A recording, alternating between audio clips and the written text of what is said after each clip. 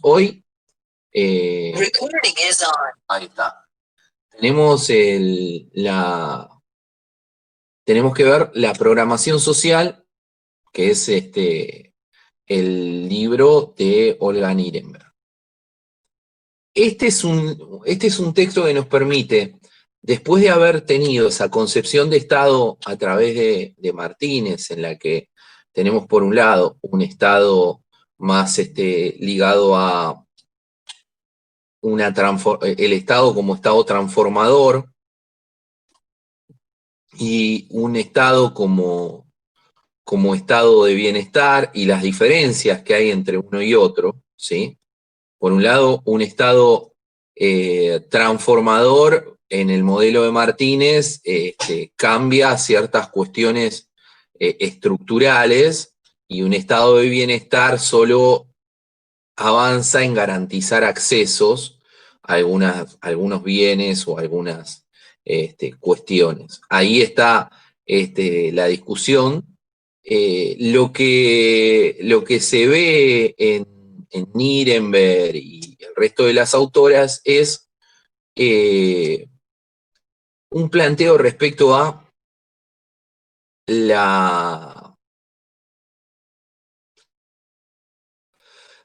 la dimensión que tiene el modo en el que se expresa el Estado. Y el Estado a través de qué se expresa. O sea, el Estado a través de qué elemento desarrolla sus acciones.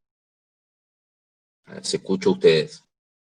A través de las políticas públicas, ¿no? Y cómo es que desarrolla sus acciones a través de las políticas públicas.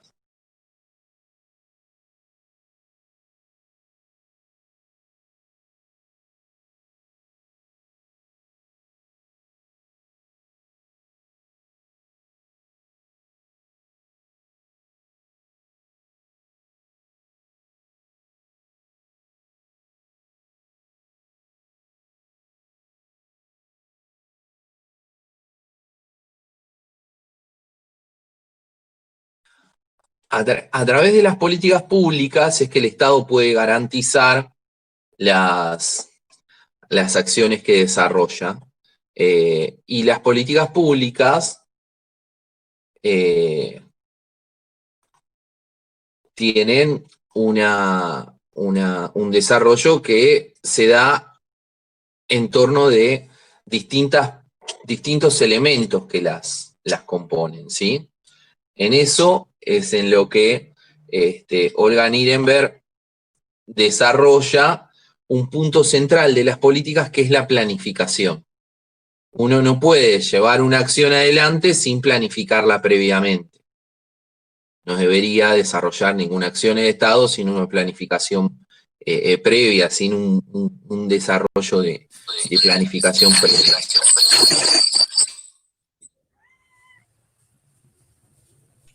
Hay algún micrófono que está acoplando.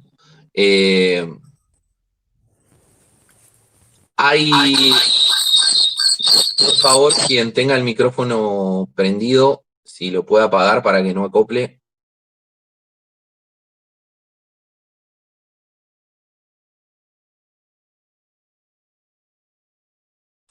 Y entonces, Nirenberg se detiene en aspectos que tienen que ver con la eficiencia, con la transparencia y con la sustentabilidad del desarrollo de proyectos, ¿sí? O sea, un plan, un programa, un proyecto tienen que ser eficientes, tienen que ser sustentables, y en eso es en donde aparecen después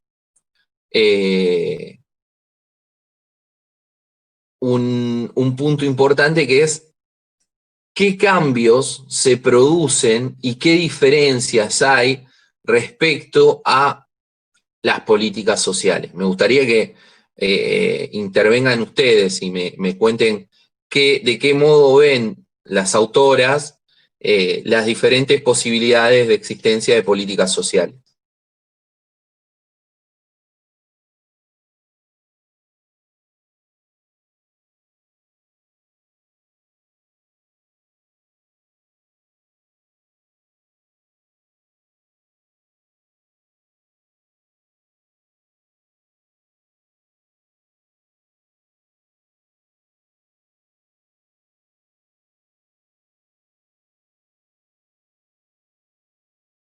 Hay algunos compañeros, compañeras, si llegan a tener algún problema de conexión, no se hagan problema, como siempre lo estamos grabando y después lo subimos.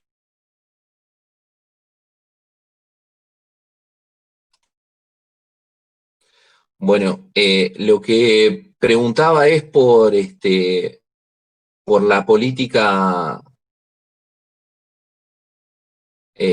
por las políticas sociales y qué diferencia señala Nirenberg en relación a distintos modos de aplicarlas.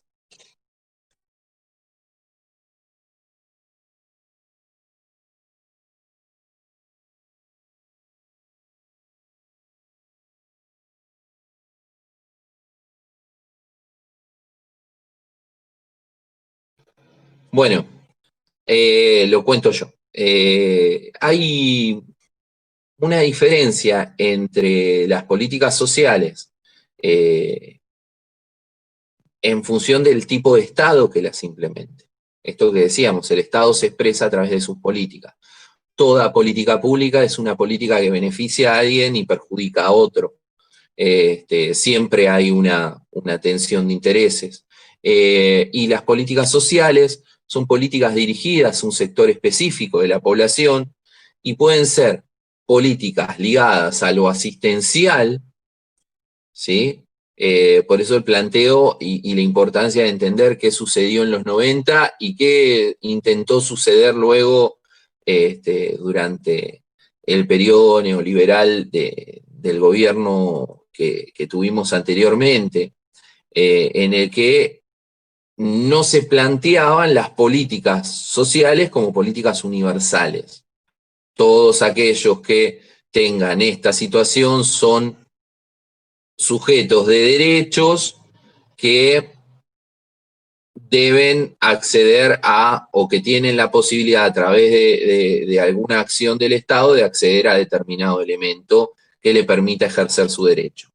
Ejemplo, una política universal, el conectar, la computadora del conectar.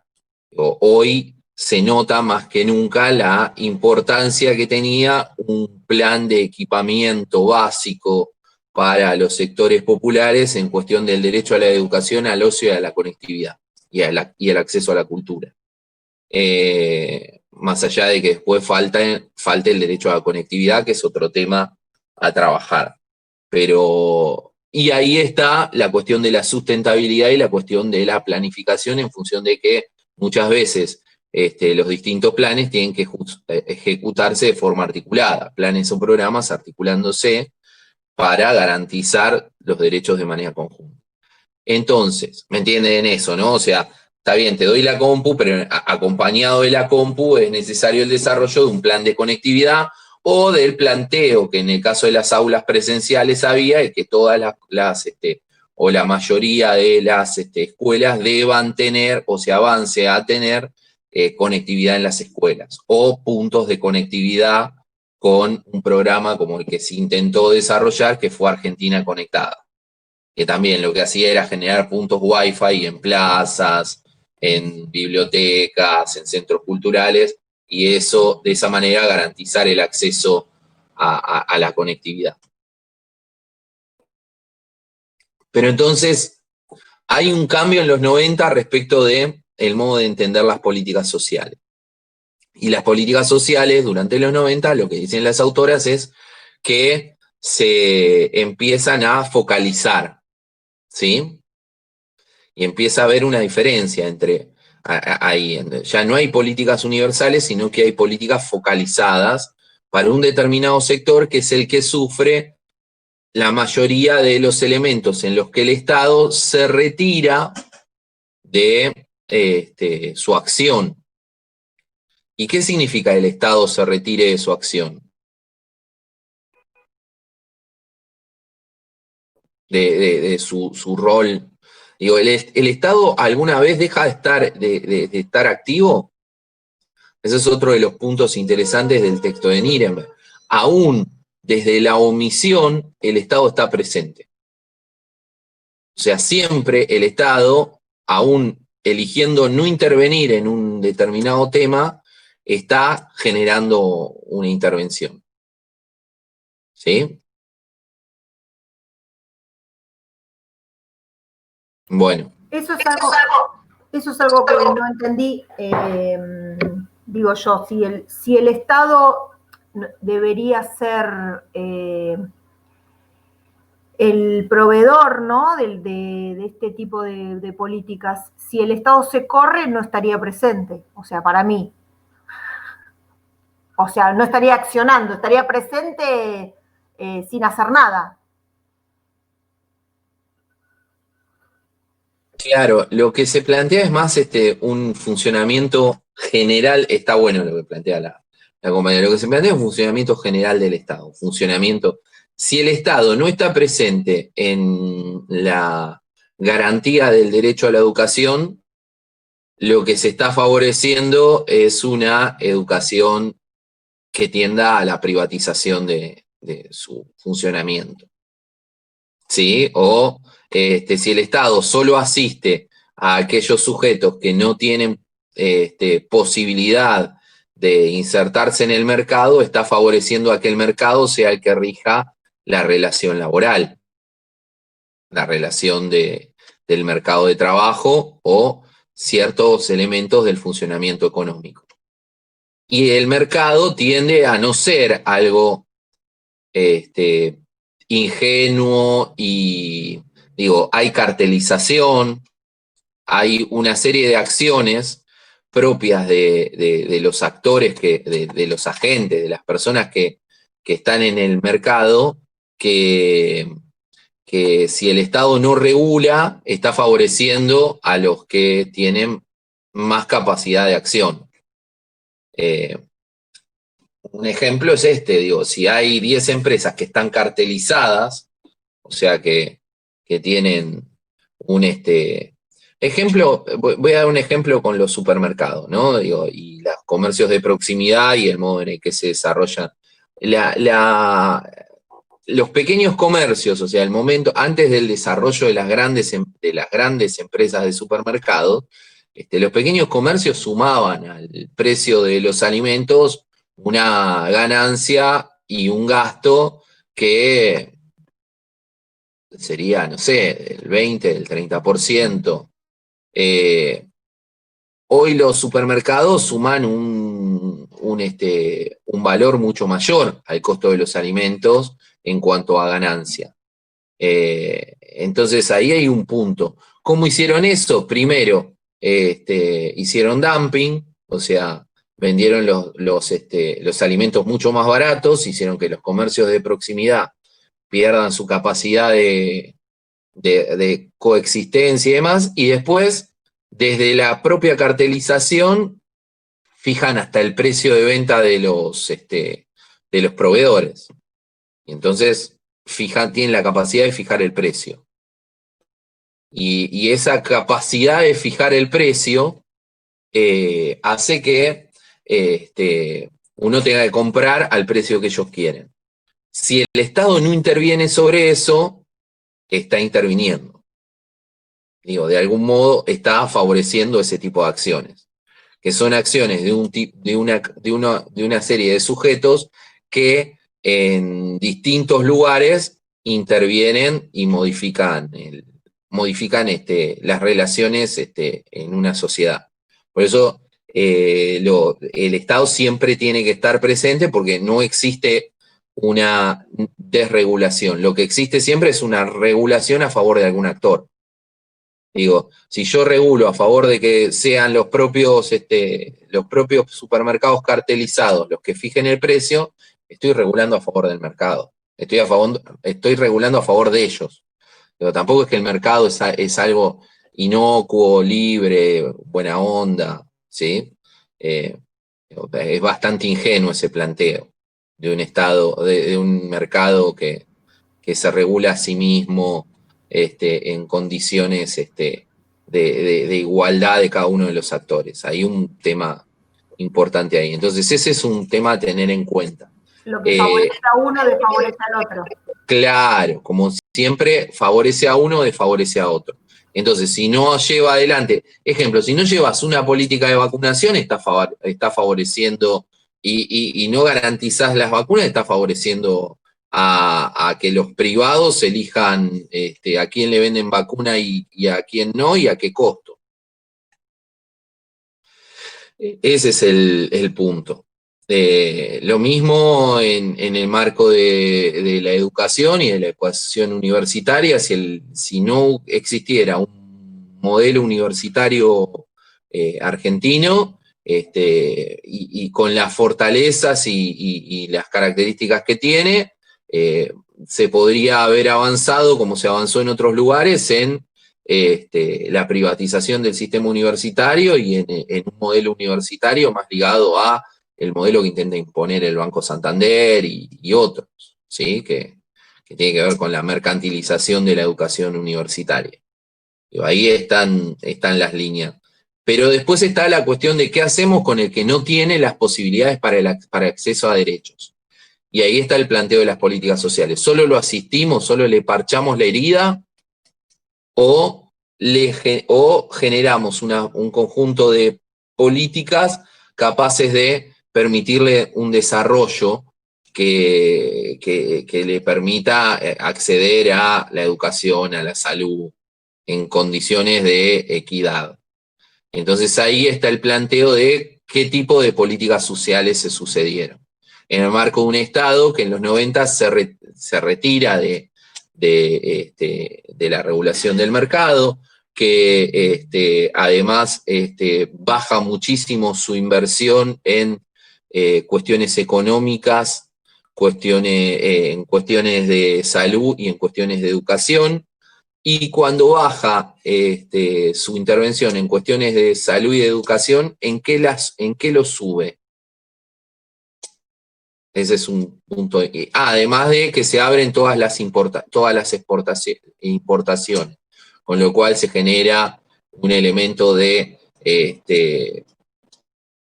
crisis en la industria local. Además de que deja de invertir en obra pública y demás. ¿En qué invierte? ¿En qué tiene que invertir el Estado, curiosamente, en ese momento?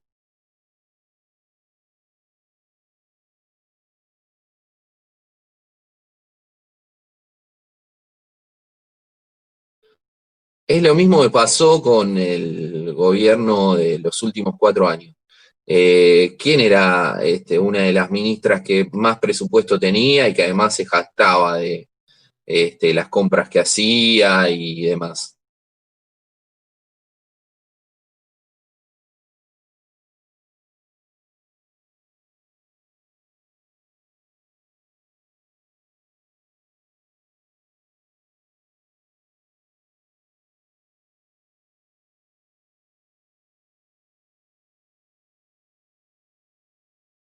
Eh, Martín quiere responder la pregunta. Si querés responder la pregunta, sí, ningún problema. Y si no se entiende la pregunta, es que cuando se deja de invertir en educación, el Estado dejó de invertir en educación, dejó de invertir en salud. En salud y en educación incluso pasó la responsabilidad a las provincias, sin el presupuesto necesario para hacerlo.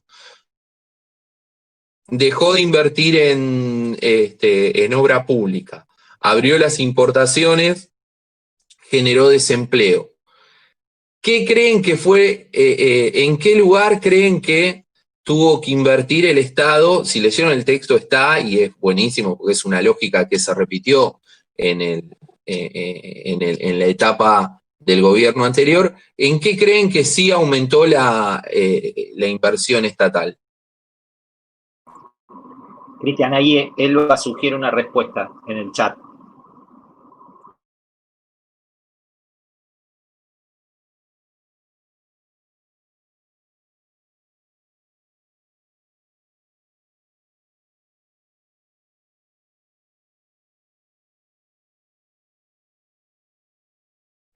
En seguridad, exactamente. ¿Por qué? Porque crece la conflictividad social. ¿Y cómo resolvemos la demanda ejercida por distintos sectores cuando crece la conflictividad social? Con palos. Y por eso digo que había una ministra que se jactaba de eso, que compró chalecos antibalas a Israel y otra serie de cuestiones, y armamentos. La Taser también. Claro, bueno, la discusión sobre las Taser, sobre el uso, sobre el no uso de Tasers y demás. Entonces, la necesidad de invertir en un Estado policial, porque la conflictividad social tiende a crecer, ¿sí? Es una constante, es un elemento interesante para pensar como analizándolo sociológicamente, analizándolo desde el funcionamiento de ciertas constantes. Cuando un Estado deja de invertir en educación, en salud y en una mirada estratégica en el desarrollo productivo, seguramente va a empezar a invertir en seguridad para que haya más palos, para que sea posible la represión de un modelo que sin represión no cierra. Sí, ese es un elemento central. Un pequeño aporte, Cristian, a esto que venís planteando muy, muy claramente. Cuando por ahí habitualmente se habla del retiro del Estado, ¿no? De algunas responsabilidades y de algunas responsabilidades sociales, lo que el autor, de algún modo Cristian, trae es, ojo, porque el Estado no se retira, sino que ubica otras prioridades e invierte en otras cuestiones, como daba el ejemplo recién de seguridad, ¿no? Ahora, es importante, me parece, profundizar un poco más en el concepto de las políticas universales versus las políticas focalizadas, ¿sí? Cristian traía el ejemplo de la educación pública, de la salud pública, son excelentes ejemplos de política universal que tienen una larga trayectoria en nuestro país y que dan cuenta de esta perspectiva de para todos, ¿no? De cumplir o de garantizar un derecho, en este caso el derecho a la salud, el derecho a la educación, en la cual, si pensamos sencillamente, ¿no? En cualquier hospital público, cualquiera que se presente al hospital público con la dolencia que sea, se espera que el hospital responda integralmente por su problema de salud, ¿sí? Cualquiera que tiene alguna experiencia en la medicina prepaga o en la salud privada sabe que las empresas de medicina prepaga tienen una cobertura limitada, ¿sí? En función del plan que se pague. Y cuando se excede eso, queda a cargo del privado el pago, ¿sí? Es decir, es una cobertura ligada a la capacidad de pago del que la recibe. Mientras que la perspectiva de la salud pública universal tiene que ver justamente con que es para todos la totalidad de los bienes que el sistema de salud ofrece, ¿sí?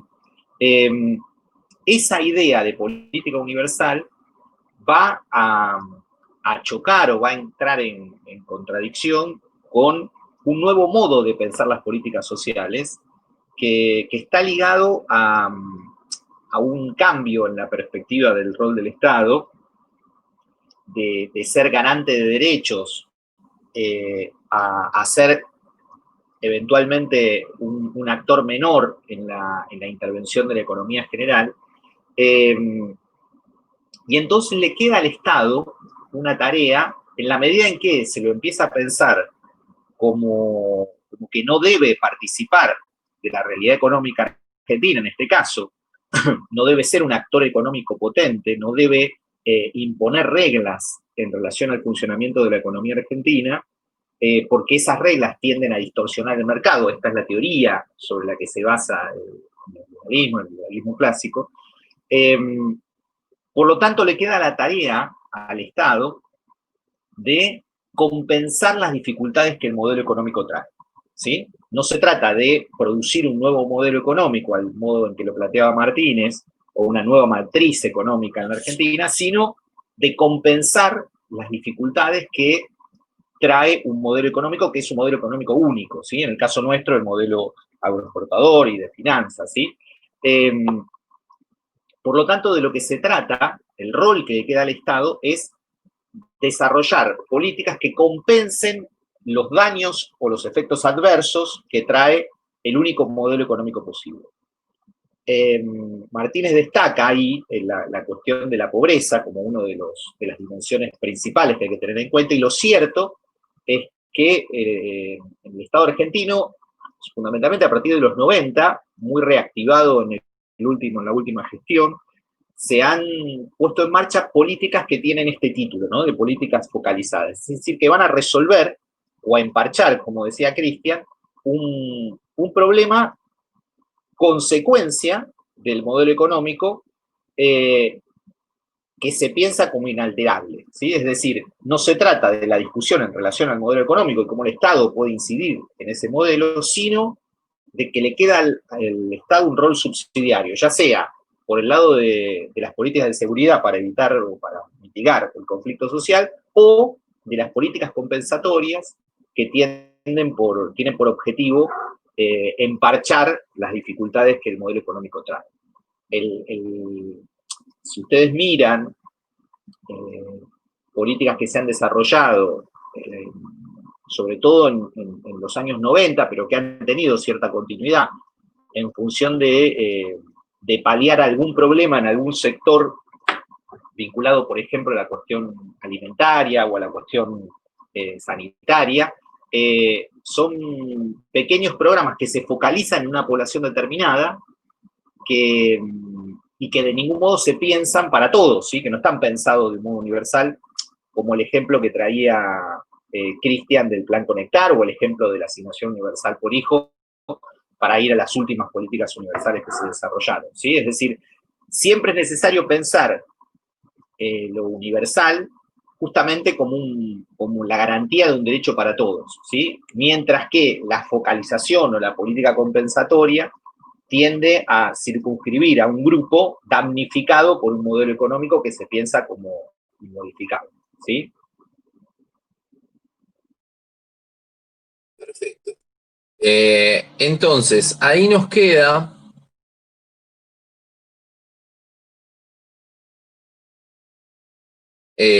ahí plantea Manuel si no es lo mismo la posibilidad de comprar por cuenta propia la netbook como un parche.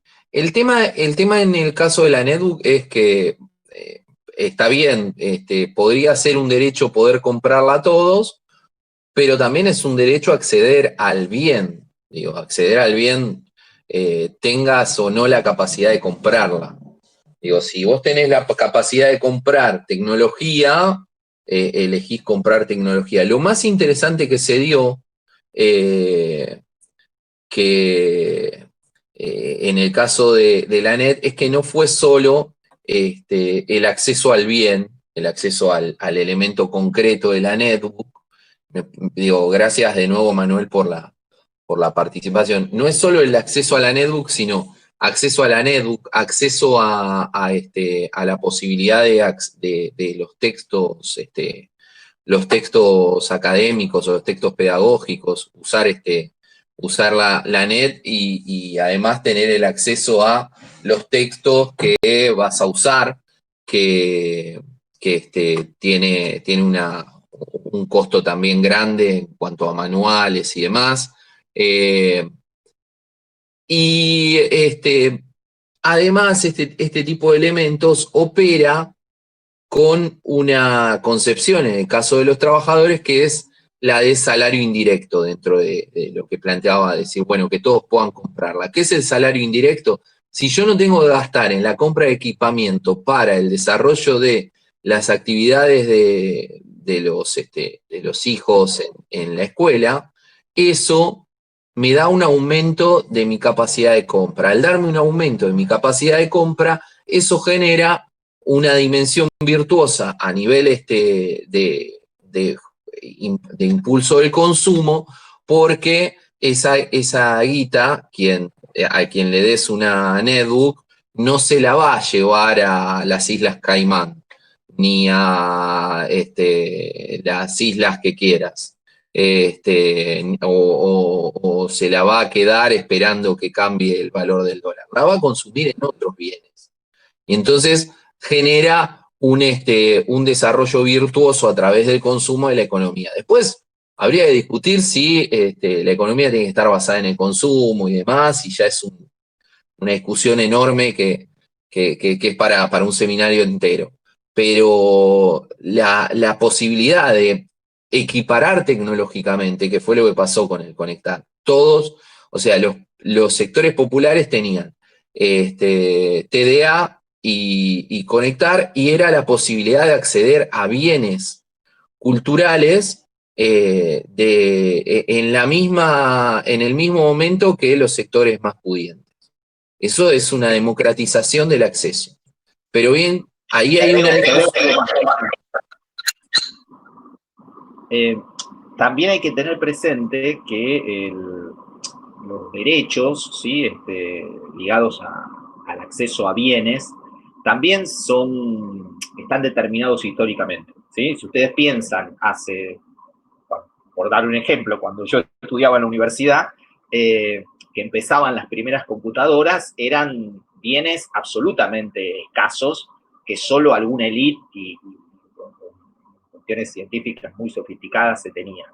En la medida en que esto empieza a avanzar y empieza a democratizarse en el sentido de que empieza a volverse un medio de relación social determinante, como fue el tema como es el caso de la pandemia en este tiempo, ¿no? Donde la conectividad y el requerimiento de dispositivos de comunicación de esta naturaleza se volvieron imprescindibles para la vida social.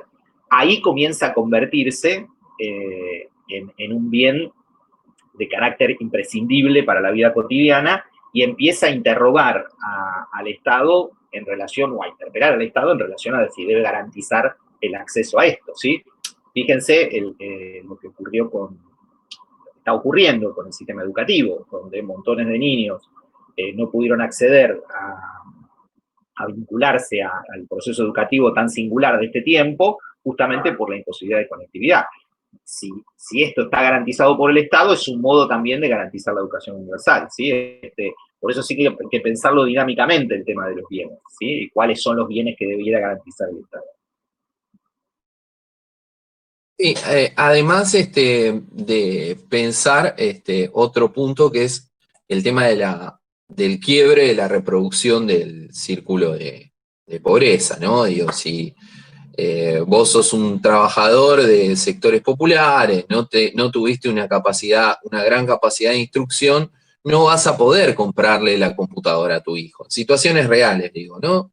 Entonces, como no vas a poder comprarle la computadora a tu hijo porque no sos un obrero calificado, porque las distintas empresas y los distintos sectores económicos van a tender a que, o sea, su objetivo es pagarte el menor costo posible por su trabajo. Porque no tiene posibilidad económica, profesor. Claro, y entonces, ¿qué es lo que...? ¿Dónde deposita el sueldo? Si le compra la netbook al hijo o pone un plato de comida. Esas son las diferencias por las cuales a veces los sectores populares no pueden acceder naturalmente a comprar la netbook. Planteo de la ruptura del ciclo. Si, o sea, si vos le das al pibe la netbook, le das la posibilidad de que tenga las mismas condiciones para estudiar que cualquier otro. Entonces, y mejorás su salario de forma indirecta. Y ahí está también la cuestión de, no es solo el trabajador que no tiene las posibilidades, es que también, si yo soy empresario, mi objetivo es pagarle la menor cantidad posible a la mayor cantidad de personas. Objetivamente, porque tengo que llevar mi tasa de ganancia al mayor espacio de concentración posible. Entonces ahí es donde no es que, bueno, sí, lo ideal sería que todos accedamos por nuestro propio trabajo, sí, pero ahí hay un salario indirecto que está mejorando el salario de los trabajadores, ese es un punto. Bueno, eso en el plano de las políticas. Lo que nos queda pensar ahora, respecto de políticas sociales, políticas públicas, es a través de qué se instrumentan. Y a través de qué se instrumentan, las autoras desarrollan una definición de 3 elementos: plan, programa y proyecto. ¿sí? Hay algo un ejemplo muy bueno que se está haciendo en este momento con los créditos que se está dando, ¿no? Sí. A través de los hipotecarios Procejar se llama, ¿no? No me acuerdo ahora. Hay un plan donde hacen mejorar. Vos podés poner un crédito para mejorar tu casa o hacer. Ay, a mí se me escucha re mal. A ver, ahora sí.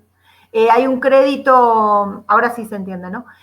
Bueno, es un crédito que te dan para que vos puedas o construir tu casa o mejorar tu vivienda o adquirir una vivienda.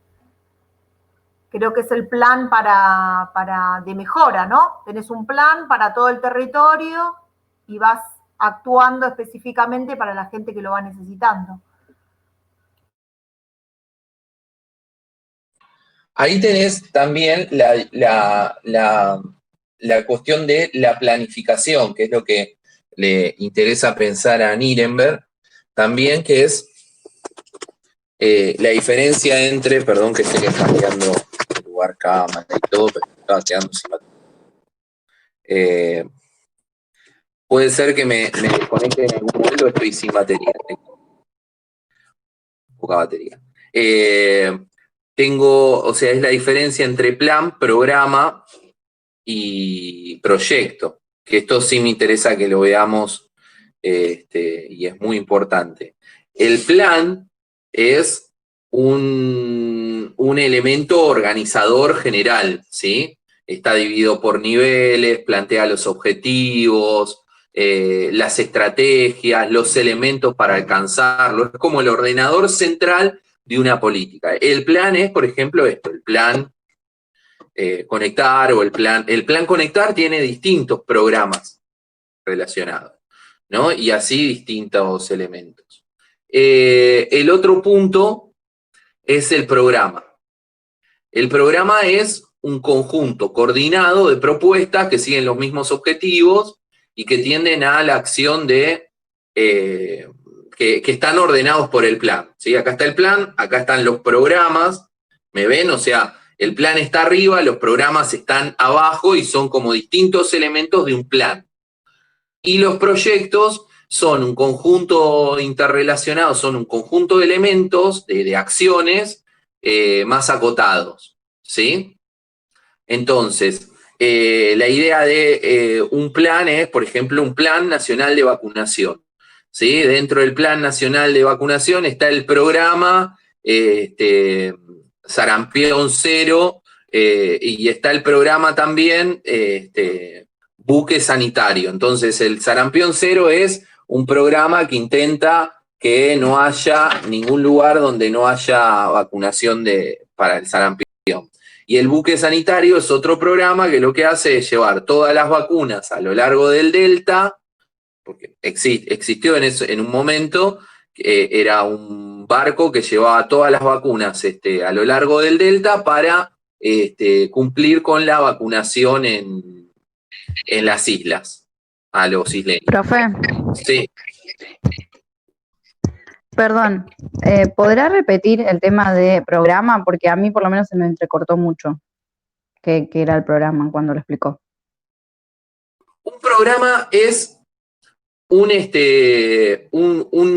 dirección, una directriz, es como el marco que en general es producido de una determinada política y es producido por, en general, los estados nacionales, los niveles centrales de decisión.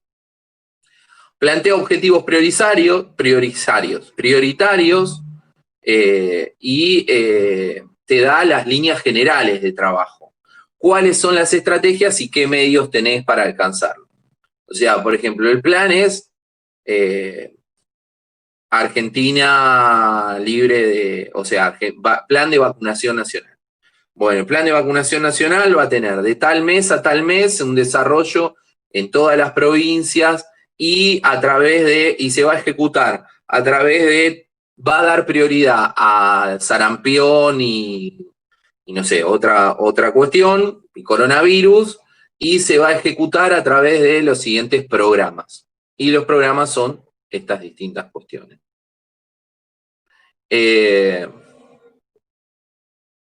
Después, el otro punto es ¿cuál es la importancia de la intervención social? Una vez que tenemos el plan, el programa y los proyectos, que son como experiencias para determinado problema, pensarlo y ensayar determinadas acciones para que luego se pueda transformar en un programa, es decir, a ver si funciona esta acción, es más una acción de prueba o de pequeña escala. Y entonces, ¿cuál es la idea con esta idea de llevar las políticas públicas a través de un plan que se desarrolla en programas y proyectos en algunos casos que puedan servir para luego proyectar, definir políticas más de más amplio, de más amplia llegada, ¿no? Yo a través de los proyectos digo, bueno, vamos a hacer un proyecto de a ver si funciona realmente esto que después se transformó en programa, que es meter un barco sanitario en el Delta y ahí garantizar la vacunación. ¿Funcionó o no? ¿Cómo hago el proyecto? Lo llevo a 3 islas, ¿sí? Es un proyectito acotado y trabajo en 3 islas vacunando. Bueno, y después queda ¿cuáles son los aspectos centrales de la vacunación, de la intervención social? ¿Cómo los definen?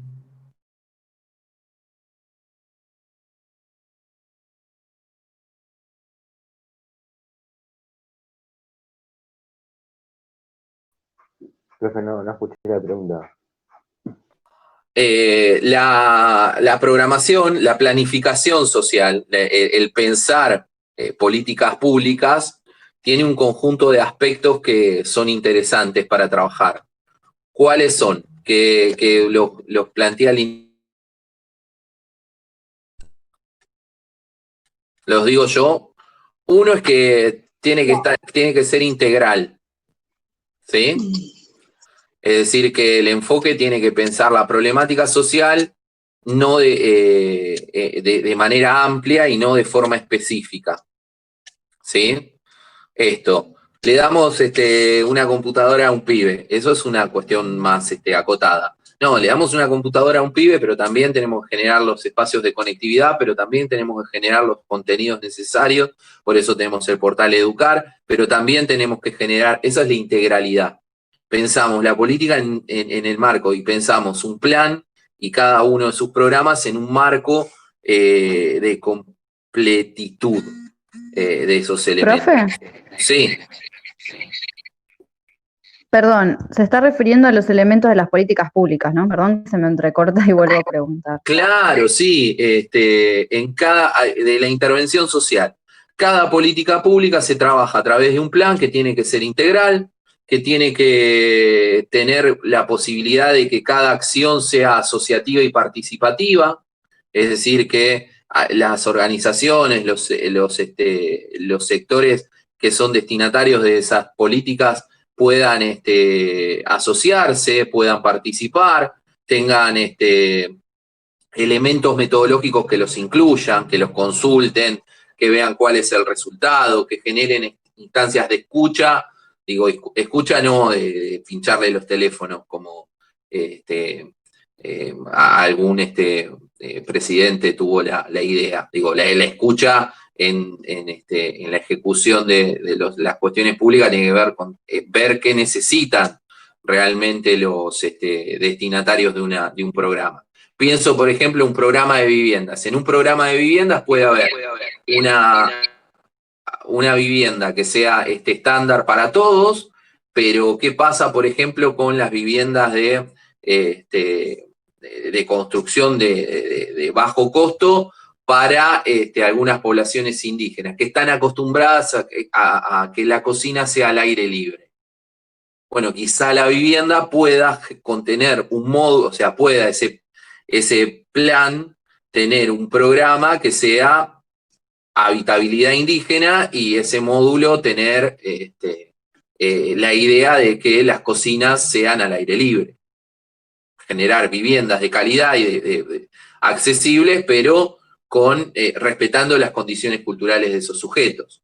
Entonces ahí vas incluyendo las distintas etapas, ¿no? Las distintas formas de escucha. Che, pará, no está mal que esté la cocina al aire libre, es la forma en la que han cocinado por miles y miles de años, porque le vas a sacar ese modo, esa costumbre. Quizá modificando un poco los palieres y las galerías de las casas, logras eso y no hay problema. Y es más, y le pones un techito y le haces un semicubierto, entonces las personas que cocinan no se mojan y no están en contra, y eso no está en contra de sus costumbres milenarias. Buenísimo, mejoraste la calidad de vida con un detalle. Porque si no, por ahí haces la cocina adentro y van a cocinar afuera igual. Entonces, ¿qué lograste? Nada. Esa es una cuestión en incluir metodologías que permitan escuchar a los destinatarios de los programas. Y por otro lado, la sustentabilidad. Es decir, que los programas después queden institucionalizados de forma que se puedan continuar los proyectos. Que no sea que viene alguien y lo borra de un plumazo, ¿sí? Siempre puede pasar, pero... Pasa muchas veces cuando cambian los gobiernos, no se ve si estuvo bien o estuvo mal, no interesa quién gobierno lo hizo, interesa que a la sociedad, que al pueblo que está colaborando, que ayuda, que avanza. Por ejemplo, el plan Conectar Igualdad, eso se cortó, se terminó ahí y nada, no importó si fue bueno, si fue malo, se cortó. Sí, yo creo que ahí igual había un modo de concebir la política. Había computadoras que estaban en lugares, o sea, que se podrían haber entregado más allá de que después decidieras descontinuarlo o no. Me parece que había una concepción respecto de si los sectores populares pueden o no, tienen el derecho o no de acceder al conocimiento. A veces ese es un problema grande. Decir, bueno, no, pero ¿cómo le voy a dar la computadora? Y bueno, sí, le das la computadora en el marco de equiparar las condiciones de estudio. Ahí yo tengo la creencia de que la propia mediocridad de los que todo tienen los hace tenerle miedo a la capacidad y desarrollo de los sectores populares. Por ahí se pueden dar cuenta que si a iguales condiciones no son tan buenos como se creen. Y ese puede ser un tema. El último punto para terminar la clase de hoy es la formulación del proyecto. ¿Cómo se formula el proyecto? Y hay distintos pasos para pensar la formulación de un proyecto, ¿sí? La identificación del problema, el diagnóstico de la situación, las alternativas de acción, las propuestas, después en el momento de ejecución, formulación de un proyecto, armo un proyecto, pienso una política en función de que existe algún problema que tengo que solucionar. Por ejemplo, siguiendo el ejemplo de las islas, en las islas no se llegan a vacunar las poblaciones. Diagnóstico de la situación inicial, hay tanta cantidad de pibes y no logramos llegar con la vacuna. Alternativas de acción, posibilidad de ir todos los días, sectores que vayan, o sea, distintas posibilidades, que vayan médicos del territorio, como se suele decir, o del continente, a las islas todos los días y se muevan de esa manera. Otra posibilidad, generar un equipo específico de vacunación que esté en un barco y que ese barco le permita desplegarse como dispositivo de vacunación en todas las islas. Mucho más barato, sí, más barato, genial. Bueno, Entonces hacemos esa propuesta. Hacemos un barco con un equipo acotado de vacunación que trabaje, que permita hacer control de salud, peso y talla, bla, bla, bla. Listo, largamos eso. La ejecución, ¿sí? En la ejecución está tiempos, programaciones operativas, dicen IREM, los tiempos y las acciones, ¿sí?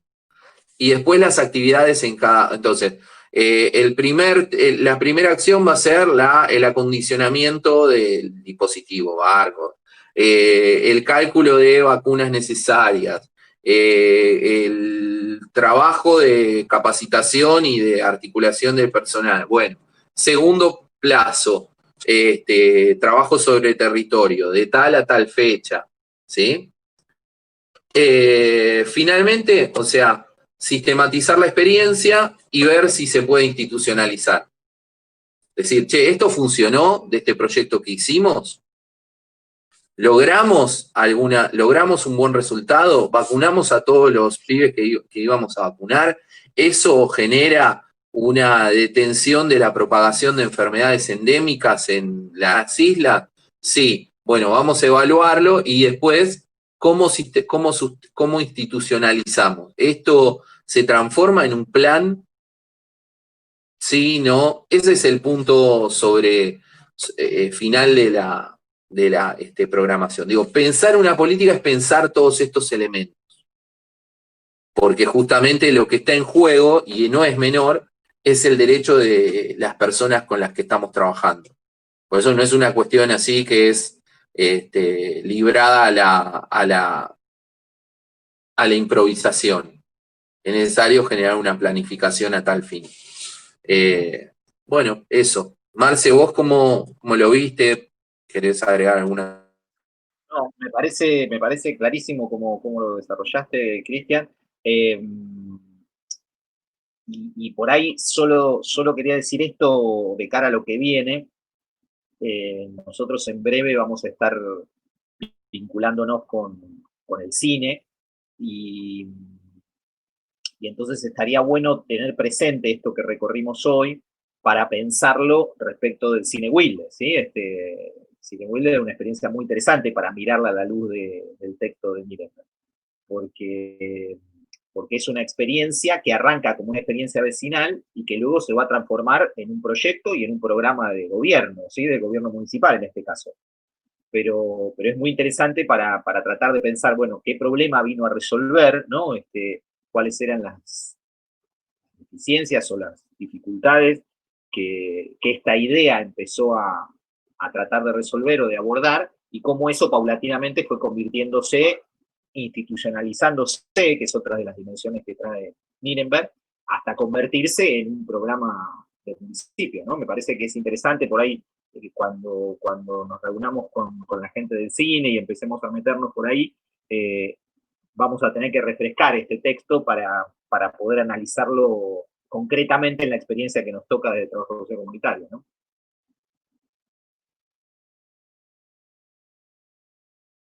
Bueno, entonces por hoy creo que estamos, salvo que haya alguna pregunta o duda más para hacer, creo que estamos por hoy. Yo voy a subir después el... Profe. Sí. Te hago una consulta para definir un segundo el tema del proyecto dentro de, bueno, lo que yo fui entendiendo.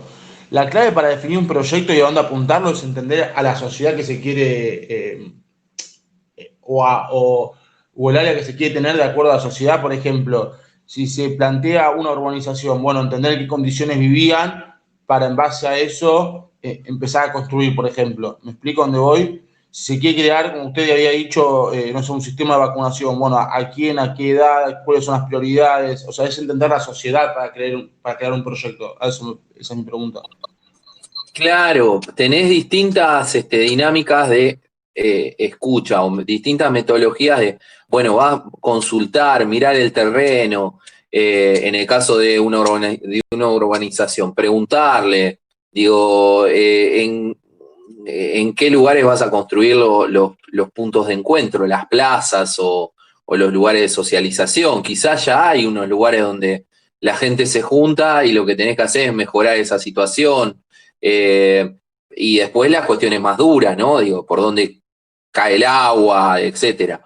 Pero además, en el marco de un plan, digo, cuáles son los barrios prioritarios y cuáles son los lugares donde se urbaniza en función del plan de urbanización, que es el que va a comprometer los distintos programas de urbanización, ¿no? El programa de urbanización de barrios populares, el programa de urbanización de barrios semiurbanos, no sé, estoy diciendo esto, yo no soy especialista ni nada, pero primero tenés unas líneas como que te dirigen, que son las del programa, las de el plan, ¿sí? Del plan nacional, son como tus objetivos. Y desde ahí después, sí, cuando llevas el programa adelante, cuanto más escucha, cuanto más pienses en relación a los destinatarios, mejor. ¿Sí? Esa es como la idea. Igual hay una cosa respecto de planificación, hoy no voy a tener tiempo de contarles, pero hay una cosa muy divertida de un pedagogo de Camels respecto a planificación, pero haceme acordar que te lo cuente, respecto de cómo armó una plaza tratando de escuchar a la gente y qué pasó, y es genial. Pero para la próxima. ¿Sí? Si les parece, por hoy estamos. Profe, Sí. ¿la clase la van a subir al campus?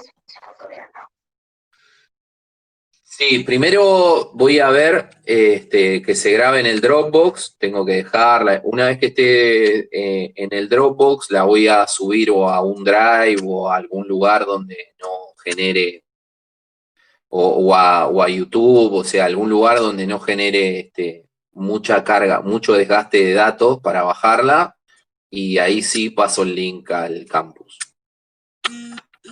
Gracias. Bueno, ¿quedamos? Listo, muchas gracias, profes. Bárbaro. Muchas gracias. Buen fin de semana. Chao, profe, gracias. Buen fin de semana. Chao. Chao, buen fin de. Buen fin de.